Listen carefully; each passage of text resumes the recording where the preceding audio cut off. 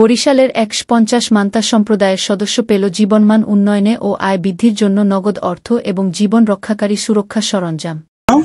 বিভিন্ন ধরনের সমস্যা, তার কিনে খাওয়ার মতো টাকা রয়েছে, কিন্তু ডাক্তার বলতেছে কি এই খাবারগুলো আপনার খাওয়া যাবে, এবং কারো কারো কি খেতে চাচ্ছে কিন্তু আমার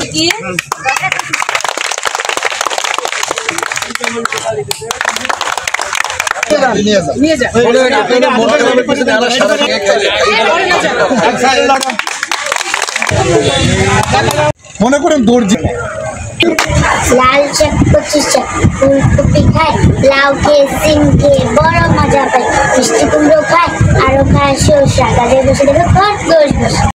বৃহস্পতিবার বরিশাল সদর উপজেলার চরবাড়িয়া ইউনিয়নের চরবাড়িয়া গ্রামে বেসরকারি স্বেচ্ছাসেবী সংগঠন association of voluntary actions for society আভাস দাতা সংস্থা ক্রিশ্চিয়ান এইড বাংলাদেশ এর আর্থিক সহযোগিতায় এই উপকরণ বিতরণ করা হয়।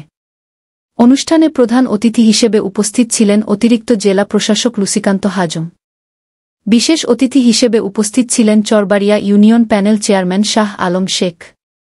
আবাসের প্রকল্প পরিচালক আফরোজা বিলকিস এর সভাপতিত্বে অনুষ্ঠানে মান্তা সম্প্রদায়ের ১৫০ জন নারী ও পুরুষ উপস্থিত ছিলেন।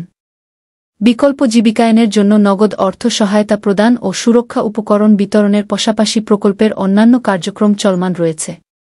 এর মধ্যে রয়েছে বিশেষজ্ঞ ডাক্তারের মাধ্যমে শিশু, নারী ও বয়স্কদের স্বাস্থ্যসেবা, ঔষধ সহায়তা প্রদান, স্বাস্থ্য পরিচর্যা, সুরক্ষা, স্যানিটেশন, জলবায়ু পরিবর্তনজনিত সচেতনতা সেশন পরিচালনা করা। এছাড়া বহুমুখী community centre, day care centre পরিচালনার মাধ্যমে মান্তা শিশুদের দেখভাল ও প্রাথমিক শিক্ষা প্রদান করা হয়।